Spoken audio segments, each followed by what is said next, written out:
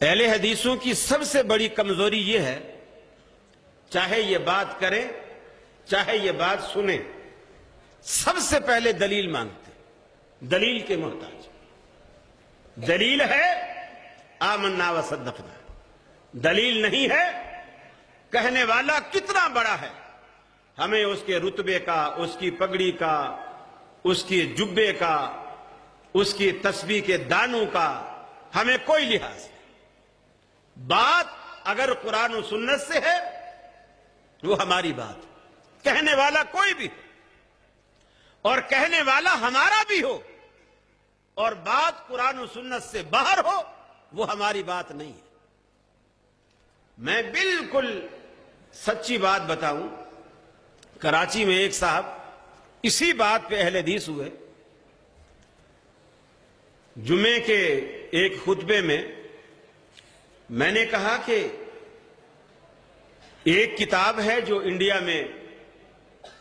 چھپی، اس کا نام ایضاح الادلہ ہے، اور اتنا عرصہ ہو گیا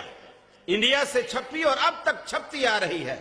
اور کراچی میں بھی آرام باغ پہ دیوبند کے بڑے بڑے مکتبے ہیں، وہاں بھی وہ کتاب چھپ رہی ہے۔ تو میں نے کہا اس کتاب میں ایک آیت غلط کوٹ ہوئی اور وہ آیت قرآن مجید میں نہیں ہے، فَإِن تَنَازَعْتُمْ فِي شَيْءٍ فَرُدُّوهُ إِلَى اللَّهِ وَالرَّسُولِ وَإِلَىٰ أُولِي الْأَمْرِ مِنكُمْ، یہ ایک اضافہ ہو گیا، عمدن ہوا، سہون ہوا، بھولے سے ہوا، غلطی سے ہوا، جیسے بھی ہوا ہو گیا۔ اہل حدیثوں نے اپنی نشستوں میں، محفلوں میں اس کو اٹھایا، اس بات کو اچھالا، لیکن وہ آیت جو کی تو آج تک موجود ہے اور وہ کتاب آج تک چھپ رہی،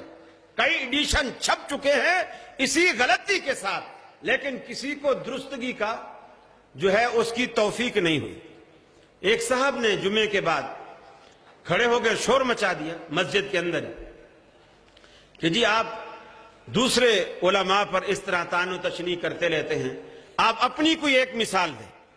اپنی جماعت کی کوئی ایک مثال دیں کہ آپ کے کسی عالم نے کوئی غلط بات کہی ہو اور دوسرے عالم نے کہا ہو کہ یہ بات غلط ہے۔ یہ تو لحاظ سارے کرتے ہیں۔ میں نے کہا نہیں، یہ بات نہیں ہے۔ میں نے مثال دی، صادق سیال کوٹی رحمت اللہ علیہ کی کتاب ہے صلاۃ الرسول، صادق سیال کوٹی رحمت اللہ علیہ کی کتاب ہے صلاۃ الرسول، تقریباً ہر اہل حدیث کے گھر میں موجود ہے۔ کوئی نیا ساتھی بھی آتا ہے، ہم سے پوچھتا ہے مجھے نماز کے مسائل معلوم نہیں ہیں تو مجھے کوئی مشورہ دے، میں کون سی کتاب پڑھوں؟ تو ہم آسانی سے اسے کہہ دیتے ہیں کہ تو صلاۃ الرسول لے لے، اس کو پڑھ لے، تیرے بہت سارے مسائل حل ہو جائیں۔ اس کے بعد ایک اور صاحب آئے، اہل حدیث، وہ سعودیہ سے پڑھ کے آئے، وہ کچھ زیادہ محقق تھے،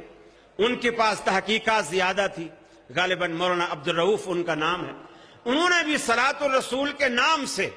ایک دوسری کتاب لکھی اور صلاۃ الرسول کے جو مسائل ہیں اس کو انہوں نے الگ سے بیان کر کے، اور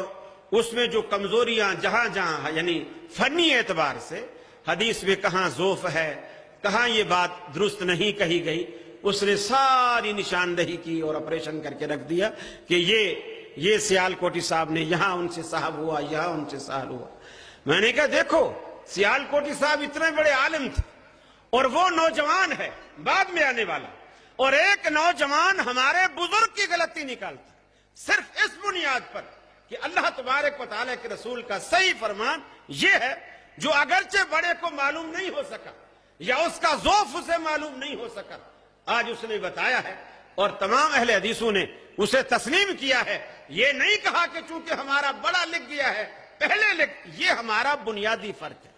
وہ یہ بات سنتے ہی اس نے کہا یہ کتاب موجود ہے؟ میں نے کہا موجود ہے، اور اتفاق سے مسجد کی لائبریری میں دونوں کتابیں موجود تھیں، میں نے دکھائی، الحمدللہ وہ شخص اہل حدیث ہوا صرف اسی بات پر۔ تو یہ اللہ رب العالمین نے اہل حدیث کو اتنا بڑا یہ امتیاز عطا کیا ہے جو کسی بھی مسلک اور کسی بھی جماعت کے پاس نہیں ہے۔ ہم محبت میں بھی جھوٹ بولنے کے قائل نہیں ہیں، محبت میں بھی جھوٹ بولنے کے ہم قائل نہیں ہیں، مبالغہ آرائی کے قائل نہیں ہیں،